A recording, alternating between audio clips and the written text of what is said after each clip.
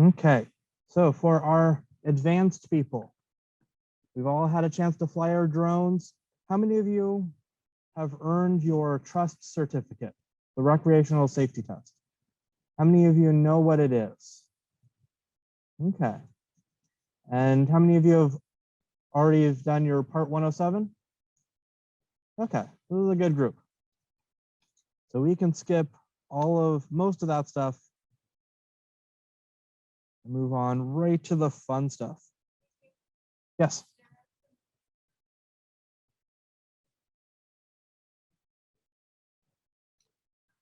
Okay.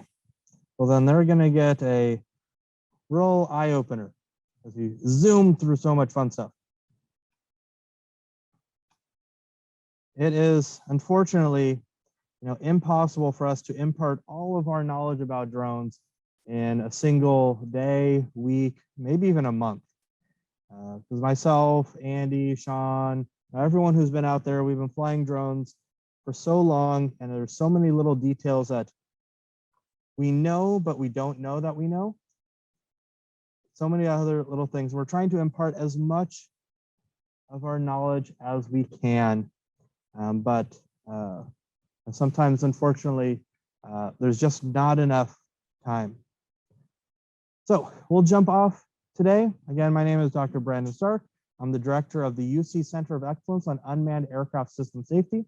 I am the drone point person for all drone users in the UC system. If you're flying a drone in the UC system, you probably know me. You have received emails from me. Hopefully I'm not yelling at you, but everyone's running through our total system for drone operations in the UC system.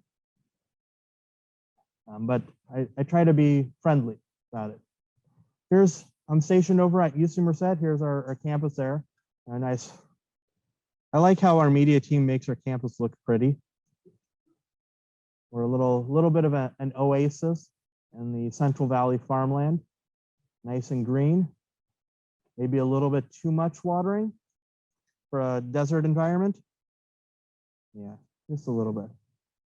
But there's our campus. Great place to come out and visit if you want to see a brand new campus. UC Merced was just started in 2005. So all the buildings there, absolutely brand new. Okay. How many of you have met Buzzy the drone?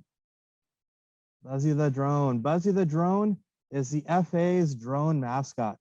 They use them in all of those fun little cartoons and animations that they try to make drones sound fun and approachable, which, kind of works. Sometimes maybe a little bit, not as much as it should, but it's there. I'm trying to rearrange my windows here. There we go. Okay. So we had our fun flying drones outside. So, one of the things that we do, again, the most with drones, outside of videography and cinematography, almost everything that we're doing with drones is all about data collection. Now, when we fly for cinematography, it's a little bit different type of flight activity than when we're trying to do our photogrammetry. So we're going to focus a little bit more on getting ourselves prepared for photogrammetry data collection than we are cinematography. But if you do have questions about cinematography, I'm happy to talk more about some of those flight characteristics and flight profiles related to that. So we talked a little bit about photogrammetry yesterday. We're going to talk a little bit more about photogrammetry today, and even more about photogrammetry tomorrow, because photogrammetry is key to what we do with drones. And it's key because as we take pictures, as much as we love to be able to take pictures like that top picture right there, it doesn't always turn out that way. We've always got some amount of skew and centralized perspectives that makes our pictures not quite good. So what we want out of our drone data is we want this accurate representation of scale and location. We want maps, but we don't get that out of pictures. So when we got ourselves a map, we are mapping out with accurate size, and location information onto that image plane. From a drone, especially a low altitude drone, that image plane heavily skews our pictures, heavily skews the scale and location, shape, and size. And this makes what we want, getting data out of our pictures, more difficult, which is why we use photogrammetry. Photogrammetry is the art, and I call it an art, it's very much it's an art form. It is the art form of transferring our pictures with those skewed oblique side angles and turning it into maps, turning it into accurate representations of scale, size, and location. And how we do that takes a lot of prep work and setup. Here's some fun. Here's one of my old screen shares. This is a flight that I did 2013, super long ago. This is where all those blue dots are where I took pictures in this area. It was a fixed wing aircraft, so you can see my wide loops. And we're able to generate a three-dimensional terrain based off the pixel data in each of those pictures. Then once we have that terrain, we, like paper mache, we glue those pictures onto the 3D surface to texturize it, giving us this really cool high-resolution three-dimensional model, and allows us to now generate our orthomosaic maps and elevation models based off of our dense clouds and point triangulation. We'll go through all of those algorithms included in tomorrow's computer class activities. But it's incredibly powerful and incredibly fun to get all sorts of good data. Here's another one of my fun data sets. This is again my vernal pool reserve during the 1 week of a year that it's all green. But you can see and look at how those MEMA mounds and that topography came out. I love the way that the vernal pool reserve looks through photogrammetry. It works very well out there because we don't have any trees or any other sort of surfaces that are difficult to render. It's all this kind of bumpy, hilly terrain out there with a lot of really interesting geological features. So this was generated through about 400 drone pictures glued together. This was a fixed wing flight that I did March 2015, so a long time ago, 7 years ago, over 7 years ago. I'm old. I've been doing this a while. But you notice, again, this is actually pre-Part 107 drone regulations. You can see the formation of this riparian area. This is Black Rascal Creek. Width of it, I think that's about 8 feet, maybe, not very wide. The MEMA mounds, each one is about a diameter of around 7 feet in diameter. Pixel resolution is 10 centimeters in this data. So every pixel on this map has a value or spatial resolution of about this big. So not super detailed again. This was 7 years ago. We could do much better today. Of course, the way that we're able to do that is with all of that autonomous flying back and forth in those grid patterns. As we fly back and forth, we do these transects. Even though these aren't the right overlap numbers, I like to show this one. The side overlap right here is between the track pathways and the frontal overlap. See, here's one picture, here's a second picture and the third picture. 60% overlap is kind of on the low side of our forward overlap. 20% overlap won't work for three-dimensional photogrammetry. For our drone stuff, we want 60% minimum for our photogrammetry overlap on the side overlap. So we always need to make sure that we've got overlap as we do these photogrammetries. But this is only for, kind of the flat surfaces. You may need more overlap if we're talking about more complex terrains. Structures, cliff sides, you have to make sure that you're getting pictures all around your object of interest. There we go. And Becca mentioned this one last night as well. As you plan out your mission operations, you know, there's a lot of tips and tricks to making sure that you maximize your flight efficiency. Do your hardest flying at the beginning when you have the most amount of battery. Do your easiest and closest flying at the end, so that if you happen to run low on battery early, you have less distance that you have to travel to get back home. Always do your wind. If you have to fight the wind at any time, make sure you start fighting the wind as your first leg of your flight. For example, here, we're starting here, we're fighting the wind to get to our starting point, and then we're crosswind back and forth, but kind of with the wind as we return back to home, making sure that we're making the most of our data collection. If you can't do a crosswind or start at the farthest point, you know, make sure you try to reduce your flight zone and prioritize against fighting the wind, except at the very beginning. Did you guys lay out any ground control points out on the field yesterday or this morning? That's okay. So ground control points help us rectify and tie down specific points into known coordinates. This allows us to make sure that we get adequate overlapping for our bands. You know, direct mapping, incredibly important for time series data collection. If you want to be flying the same area week after week, make sure you have ground control points. They don't have to be at the same location week after week, but you need to make sure that you have some sort of RTK or point positioning that is true week to week to week. You should use these type ground control points, checkerboard pattern. That way we can find exactly that center pixel. If you try to use some of these older style circular targets, you'll find that the pixel resolution of your pictures will make it very difficult to find the exact center of this picture. Is it that pixel? Is it that pixel? Is it this pixel, that pixel?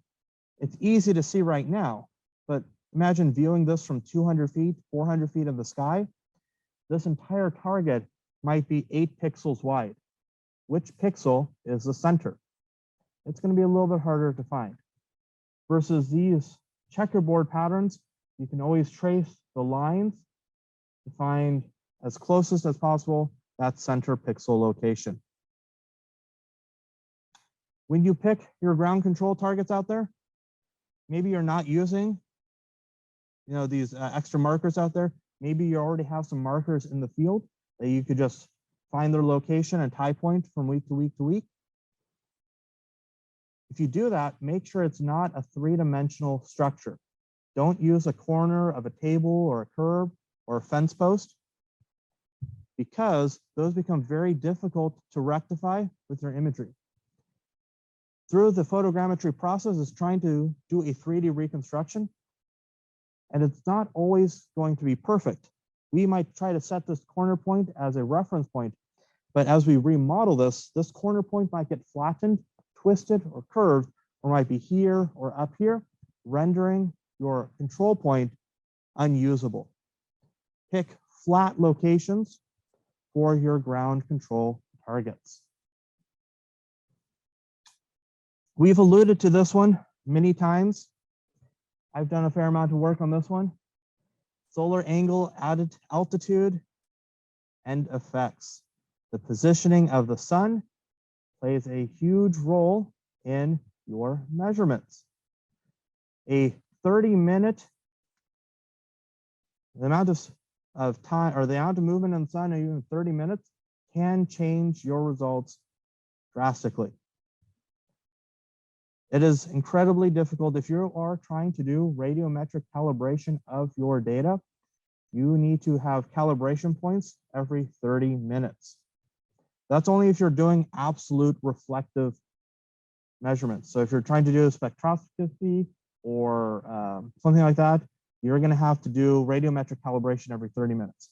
Sometimes you can get away with not doing that as often if you're just doing NDVI.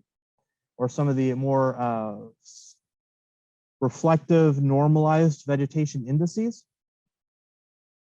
But if you're doing anything where you're trying to get the absolute reflection with calibrated points, you're going to have to do your calibration every 30 minutes because that solar motion will make significant changes. And it's even more apparent with our drone footage because we're flying at such low altitudes. Our imaging systems have a very wide view. So if you think back to the old satellites, our satellite viewing angle from point to point is on the order of, seconds, arc minutes, right? 1/60th of an arc minute. Super narrow. So this range between down here, theta 1 and theta 2 is very small. But our camera systems with a field of view of 45 to 60 degrees means that this variation from the center of your picture to the sides of your picture is going to be very significant. So based on what you just said,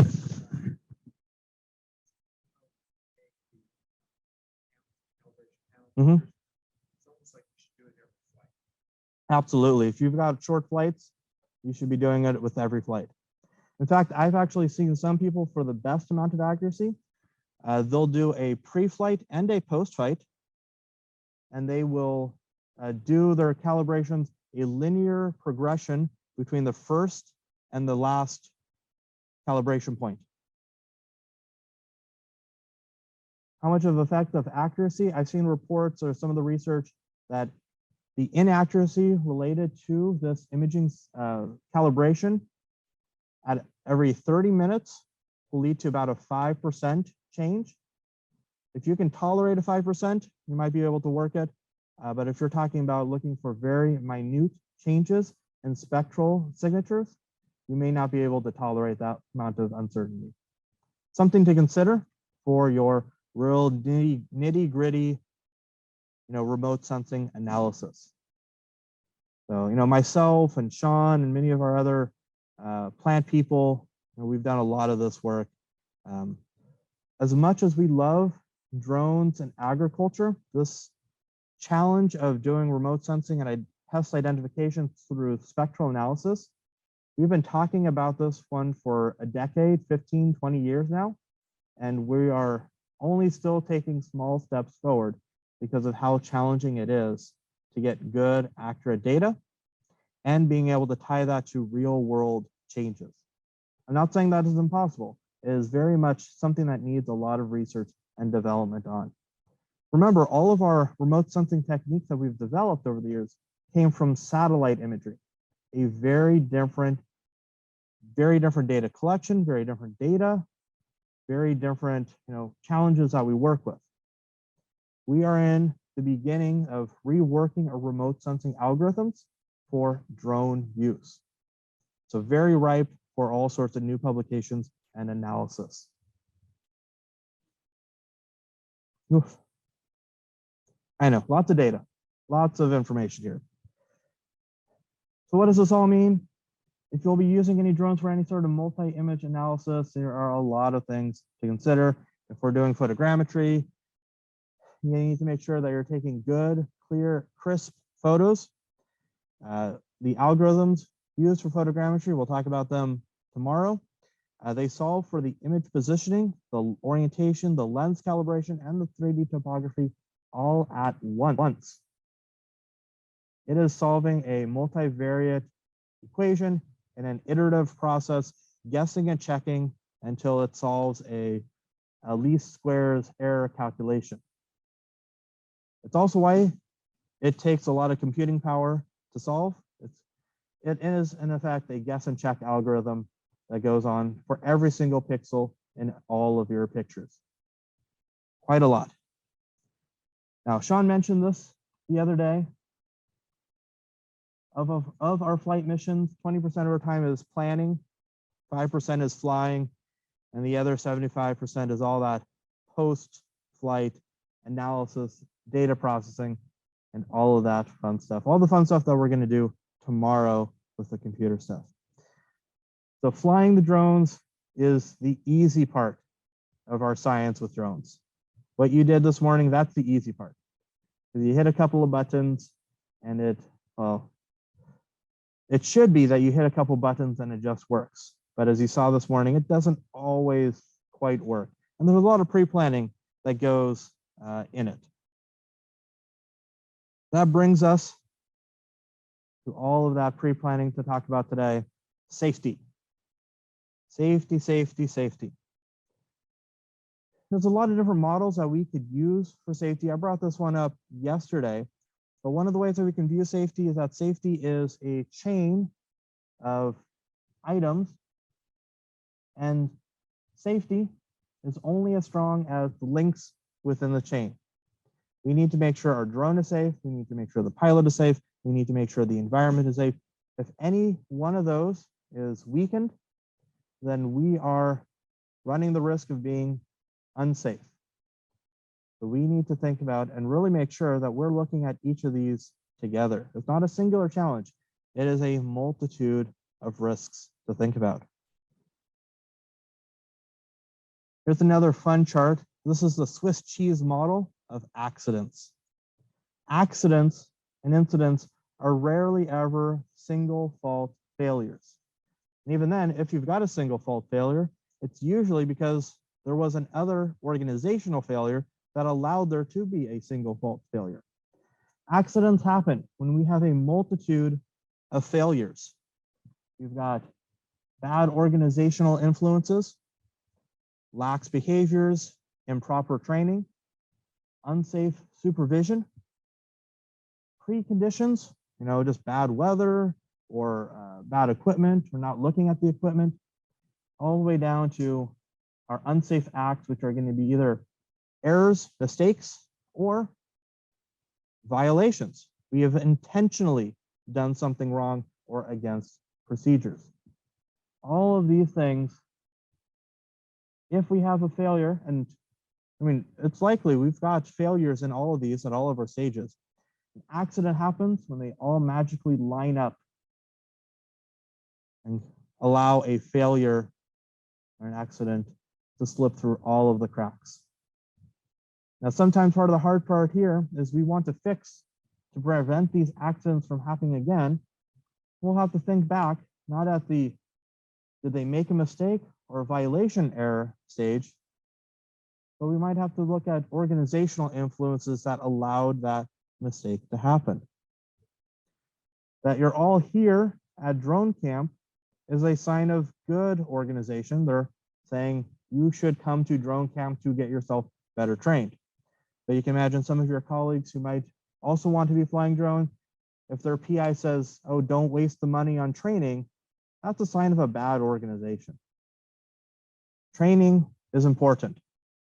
I talk with some safety people. One anecdote that I hear quite often is, if you think training is expensive, you should look at how much a mistake costs. This is very, very much true. A training session may only be a couple $1,000s, but a mistake could be several thousand, tens of thousands or more. The traditional way that we've looked at safety within aviation has always been in this fly, crash, fix cycle, which it kind of worked, and it's worked in aviation for many, many, many years, but unfortunately, it doesn't do a good job of doing all of the safety catches that we want. It only focuses on the what happened and not for all of those intermediary steps and the near misses that could have also prevented an accident from happening. So aviation has been slowly transitioning to a different approach to safety. This is called a safety management system, where we make sure that we've got policies, risk management procedures, as well as safety assurance processes that help us keep our activities safe. Now, I know I'm throwing a whole lot of theory and history at you. I'm going to jump to why this matters. Risk management is not a singular step. It's a cycle. You're not safe. You are trying to make yourself safe. Safety is not a noun, it is an adjective, or it's a process that needs to be continually done. And the worst part about safety, though, is that no one is going to know that you're not being safe until something bad happens. If you keep not doing anything about safety, you're not going to know that you're being unsafe until something bad happens. You need to be active with your safety procedures. So this is one of the processes that we might describe in the safety domain of identifying what could be a hazard, moving forward to assessing the risks, analyzing what we could do about those risks, deciding how we address the risk, and using it, testing it. And that last step there, monitoring results, is also critical. How do you know that your safety mitigations were effective?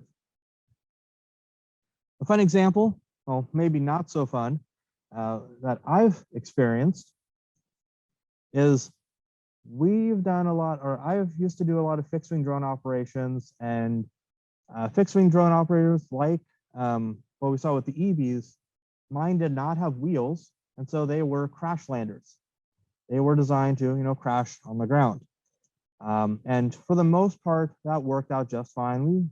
We were in Utah, we crashed in hay or snow, depending on the time of the year, except for, say, one time where it crash landed, as expected, but then caught fire. That was fun, exciting. But this is why we bring fire extinguishers and shovels out to the field. Well, we burned through our fire extinguishers and the fire was still going. So we pulled out the shovels to help try to smother the fire a little bit. It was still pretty small, but we just ran out of fire extinguishers. What we had forgotten to take into consideration is that it's cold in Utah. And the soil was dirt, cold, and rocky, and impossible for us to actually use the shovels. Our safety controls for fire, using shovels to smother a fire with sand or dirt, was a complete failure. We couldn't actually use them because we had, if you're thinking about camping, they always tell you bring a shovel to put out your campfire. But we never thought to consider whether or not that was an effective control mechanism in Utah, in our test area in Utah. Now, we've since evolved a little bit more. We now bring 2 fire extinguishers when we go out to those fields. And then we actually started to make sure that we brought our own buckets of sand to smother our fires because we couldn't rely on our shovels. That's an example of why we need to be monitoring the results of our control decisions and thinking about that critically, because we might have thought we'd come up with a solution, but it doesn't quite always work. There are lots of ways for us to check for the risks that we might encounter with our drone operations. Now, us humans, we have a pretty good memory when it comes to things, but not when it comes to dealing with all of the immediate details. We could do all sorts of things, but honestly, I've got a terrible memory.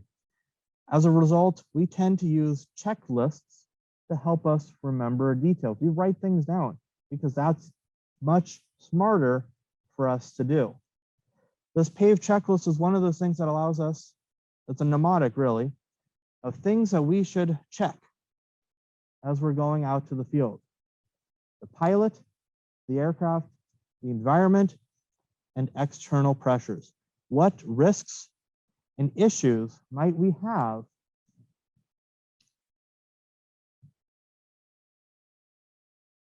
before we start a drone operation?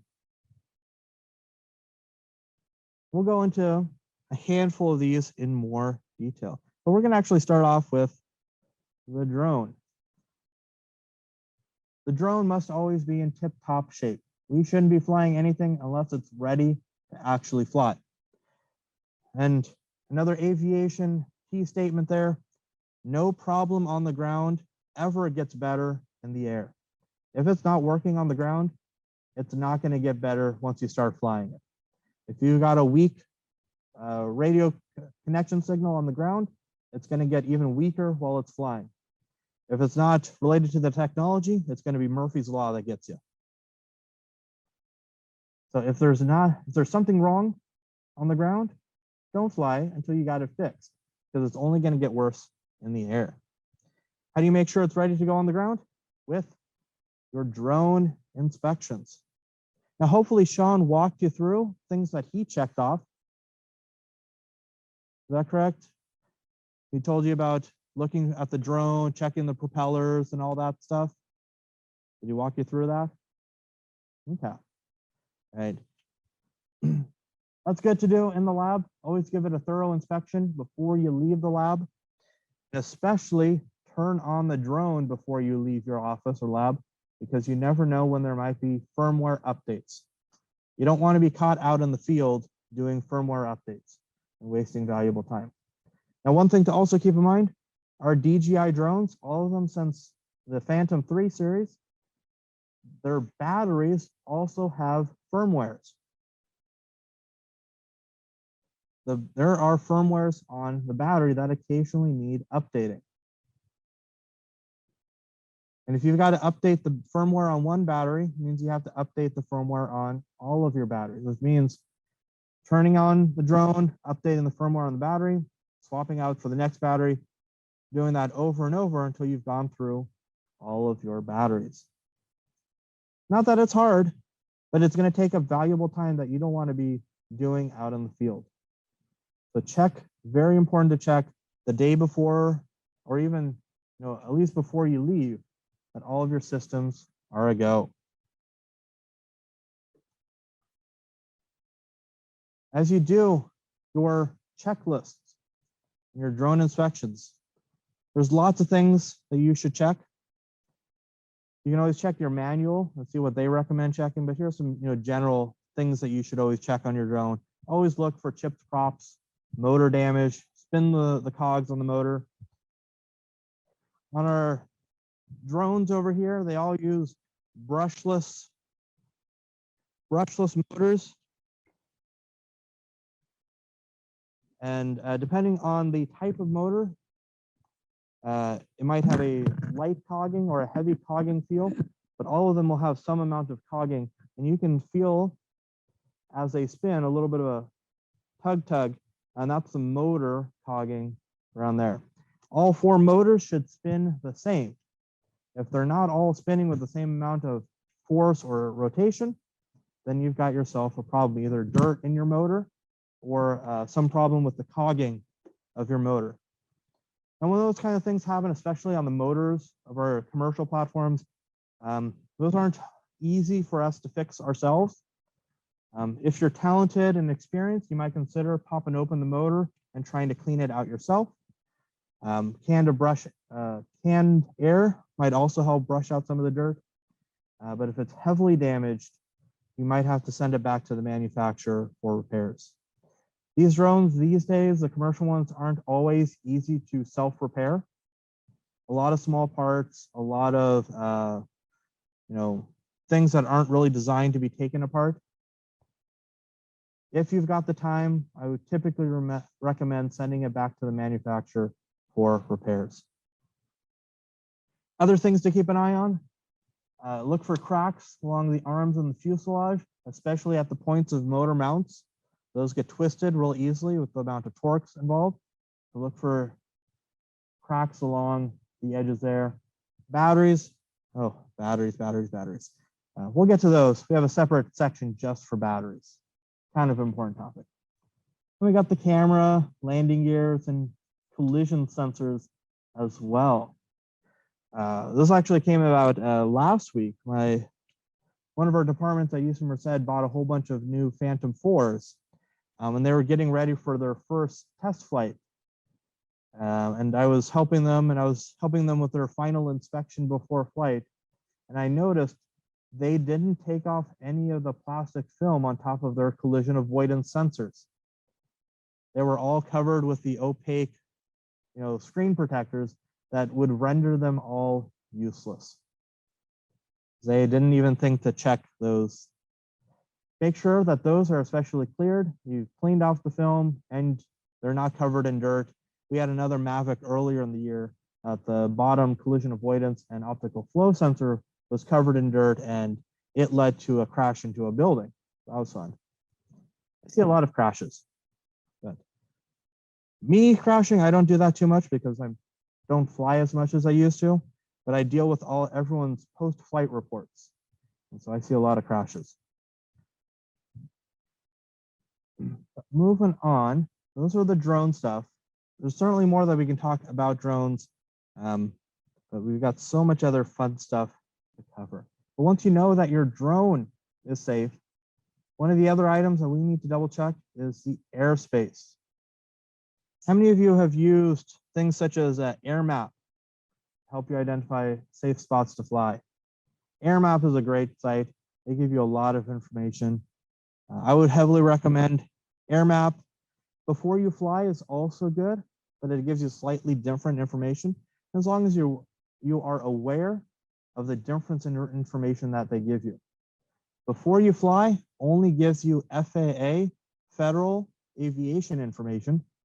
AirMap will tell you some of that same information, but it will also include occasionally local and federal restrictions. So you'll see on AirMap, no fly zones around all the national parks. It will sometimes list out elementary schools and helicopter helipads and things like that. So those two will help you figure out where is safe to fly.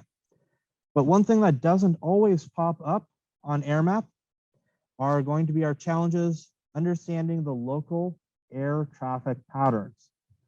See, these maps will tell you where the airports are.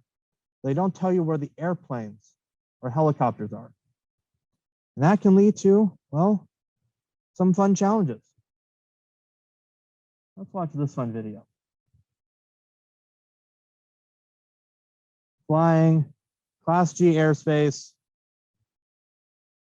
tall buildings, nice beach view. Maybe flying a little bit too high, flying probably way too close to people. I'll ignore that illegality here.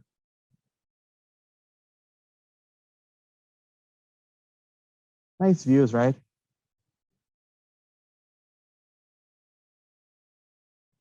Oof.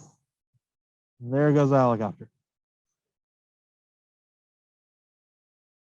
You see that delay in his reaction? He didn't even see that thing coming until it was too late. You guys were flying the drones today. How big is the screen that you're looking through? Yeah, pretty tiny. In all likelihood, right? On this projector screen, we can see the dot, and we know that the helicopter is coming because we've already seen it past happen. But if you saw this on your screen, on your cell phone or iPad, you would have probably thought it's just a piece of dirt on your screen, right?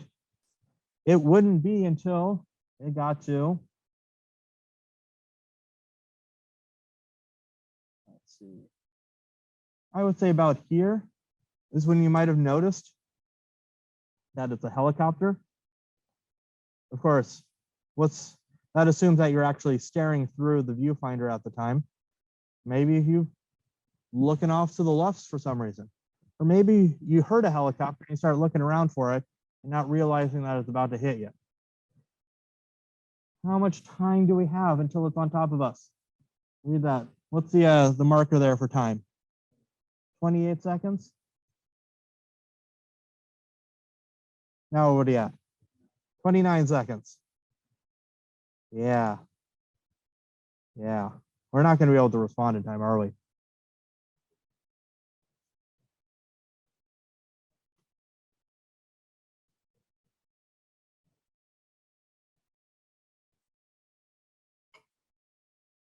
What would I do to avoid this type of a collision? Should I turn right? Should I turn left? The answer is neither. Change your altitude. Change your altitude.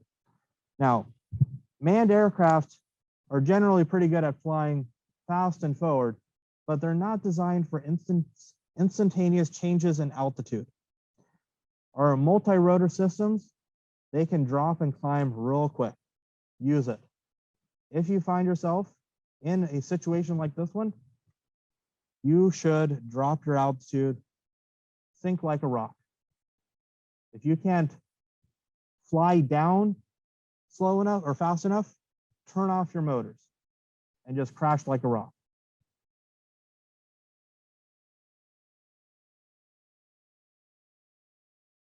Now, drones might be expensive, but I can tell you right now that downing an aircraft is going to be even more expensive. Now, there has not been any drone aircraft takedowns, but there have been a handful of drone helicopter crashes.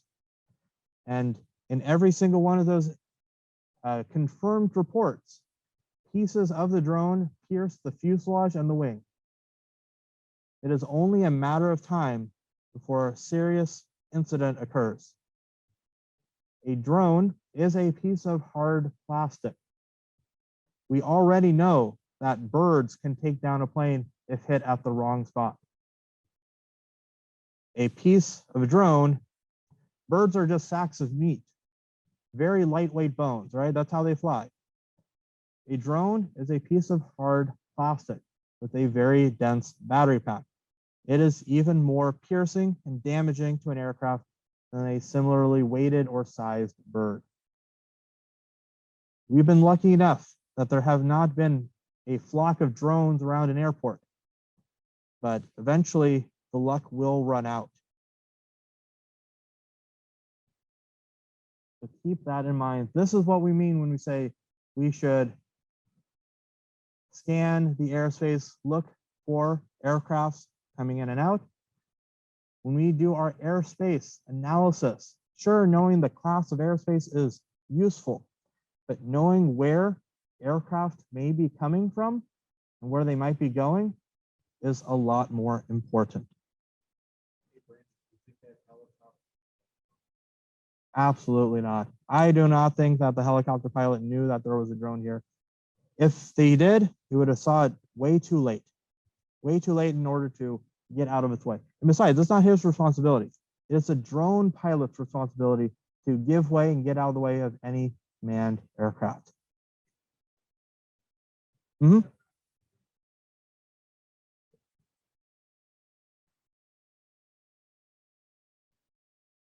Mm-hmm.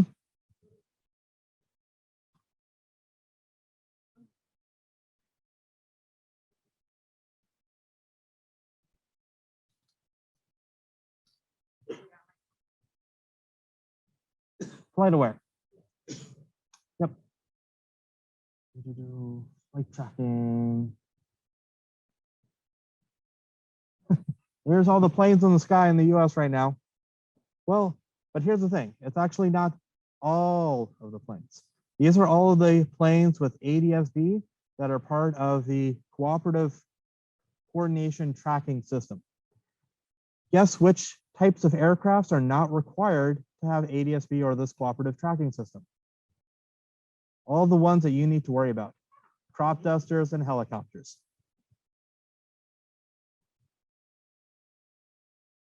So listening in and watching Flight Aware will tell you about all of the planes flying at 10,000 feet and above, but not going to tell you about that crop duster that's about to hit you in about 10 seconds. So it's useful to have maybe if you're in an urban area, but unfortunately it's not super reliable for collision avoidance. Let's head down to the Monterey area. Let's see, we've got, you can get a surprisingly high amount of information. Here's this aircraft, N28BR, Flying Rock Aerospace, Piper. Go back there. So they're at 5,700 feet, 150 knots.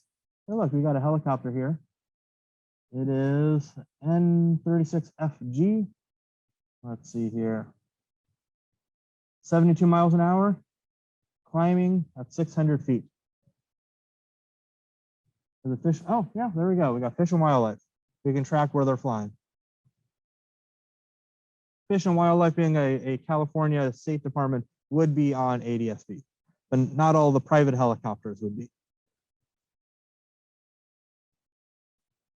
So as we look through our airspace maps, we have to be a little bit thinking about where they might be. And maybe we'll pull open an example here. Let's go to air map.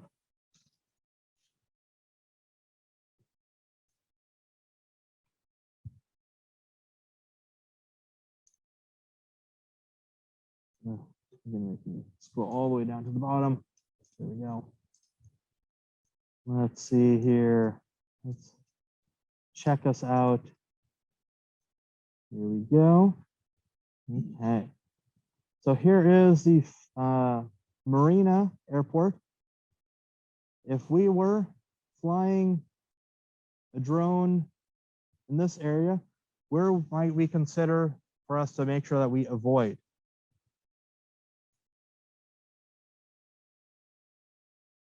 Yeah, probably, directly in front of and behind, right? Because this is their approach and departure.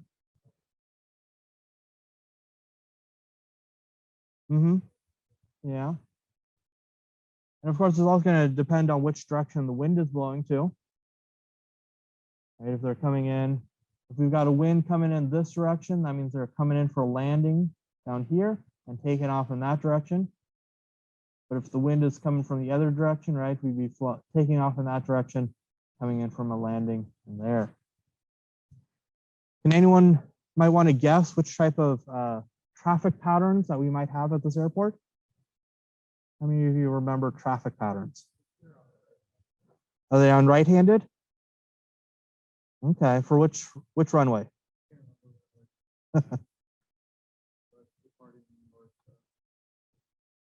Yeah, so I would imagine here that they're doing right-handed traffic patterns, coming around as they come in for landing this way, turning, making a right-handed turn, and coming in and taking off.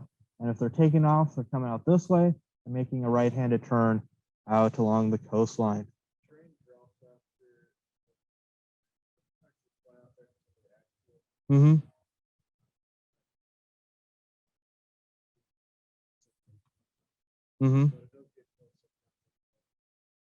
Yeah, absolutely.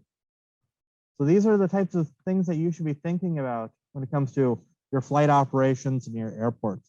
It's not just that there is an airport there, but think about where those airplanes are flying. And if you're not entirely sure, you do have your resources flight aware. Okay, let's see here. Back to the tracking here.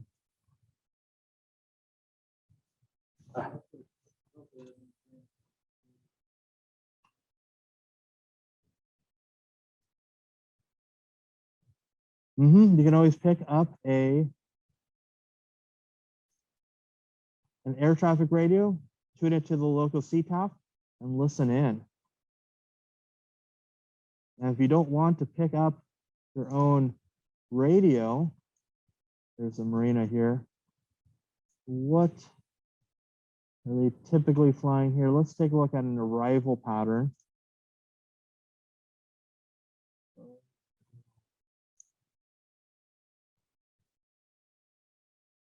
You can see here they made that right-handed turn, traffic pattern right into the runway.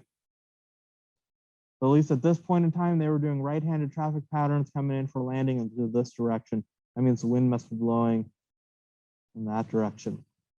Okay. So you can look up and learn quite a bit about the typical traffic patterns around airports to really study them. Yes.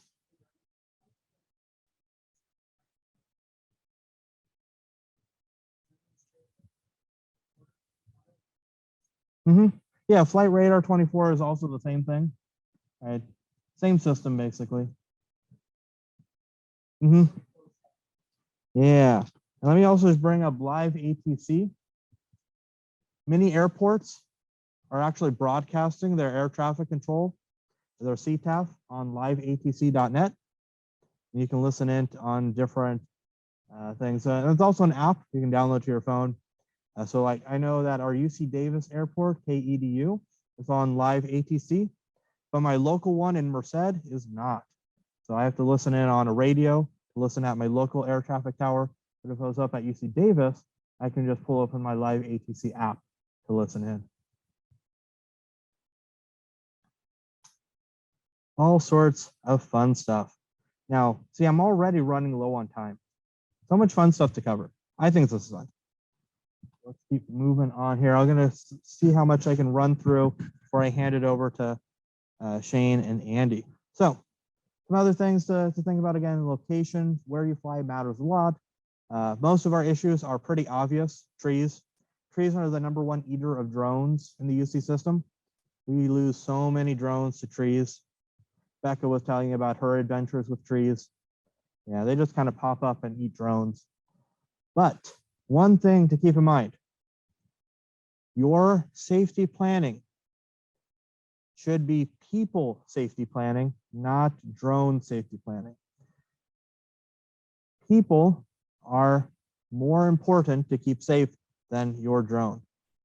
So if you have to make decisions about, do I fly over the sidewalk or these trees, go for the trees. Drone may be expensive, but an injury to a person, even more so. And you'd be surprised at how dangerous and injurious, I don't think that's really even a word, but how much injury a drone can cause. If you're really interested, go ahead and Google up worst drone injuries and see what you find. It's a little surprising. How many people have been killed by drones? Anyone want to guess? I don't mean military drones. I mean like RC drones. Like 50? Okay, that's a bit excessive. A little high there. So not quite 0. I wish it was 0. So the current number is 8. The current number is 8. The last one occurred about a decade ago. A RC helicopter pilot, about yay big. It's not super big, but big enough. Well, big enough to decapitate him. Yeah, it came in for a landing, took an odd bounce right to the neck. Yeah.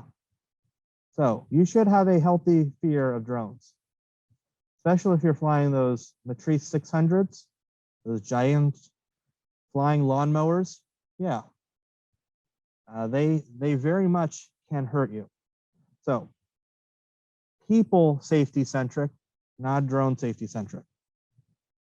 A couple of things that we could do to make sure that we are people safety centric, making sure that we've got good safety buffers between our drone operations and where any other non-participants may be. A general rule of thumb that I like to use is that your flight buffer zone between your operational area and any area of sensitivity should be about 1/4 of your flight altitude. So if you're flying at 400 feet, you should keep your drone at least 100 feet away from that freeway. Or, that quad full of, little children. Even though you might be able to get closer to it, drones don't fall straight down. They're going to get blown by the wind. They might keep going in whatever momentum they have. If they lose power, there is a chance that they may be drifting over by a significant amount. And it may end up not being fun. On a windy day, you might even consider keeping a buffer of 1/2 of your flight altitude. I might say today is a good opportunity to do a flight buffer of 1/2 our flight altitude. I might also decrease our flight altitude. Why might I decrease my flight altitude on a windy day?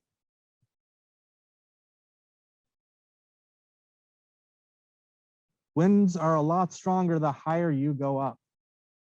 Whatever we feel on the ground might be as low as 1/2 of the wind speed that's going to be up at 400 feet. So if we're feeling 20-mile-an-hour winds on the ground, it might be closer to 30, 40 miles up there in the high skies. which means we really need to be sure that we get good size safety buffers. If we lose power, that drone is going to go sailing by quite a bit. And I know we don't have a whole lot in the area behind us, but that's good because we don't want to have, say, an elementary school of kids playing outside right next to our Matrice 600 flying lawnmower. That's just a recipe for disaster. Last thing before I hand it off to something else, talk about data stuff.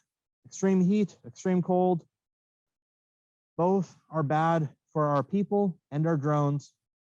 Extreme heat, we get that a lot in my neck of the woods in Central Valley. Overheating electronics, the drones, and especially the tablets. Those tablets will overheat so quickly, especially the iPads. The best thing that we found for keeping those iPads cool, we've tried all the little gimmicks like putting a fan on it and whatnot. The best thing that we actually found was a simple sunshade. A sunshade, $10 investment, absolutely worth every $10, or every dollar rather. It will keep your iPad cooler than trying to stick a fan on your iPad will. We've tested this. Well, my undergrads tested this. They had to spend a couple of days out in the Central Valley hot sun for those experiments. So do not let the research go in vain. Buy your sunshades for your tablets. Overheating batteries, we'll talk about that one after our interlude. And then just, heat stroke and whatnot, people health, very important. On the other side of the spectrum, if you're flying in extreme cold, I did a lot of my early drone work in Utah, in the frozen Utah-ness. Yes, you lose a lot of flight time, decreased battery endurance, and if you've got your white phantoms, yeah, it's going to disappear in that snow, absolutely. And also, again, just being cold, utilizing the controllers and your touchscreen tablet with gloves on, yeah, not easy, not easy. So lots of things that you could do, personal glove warmers, only keeping your flights to short durations, make sure that you and your fingers remain healthy and not frostbitten, and all of that. So I think that's enough information for you guys right now. I'm going to turn it over to Shane and Andy, who's going to bombard you with data and data management.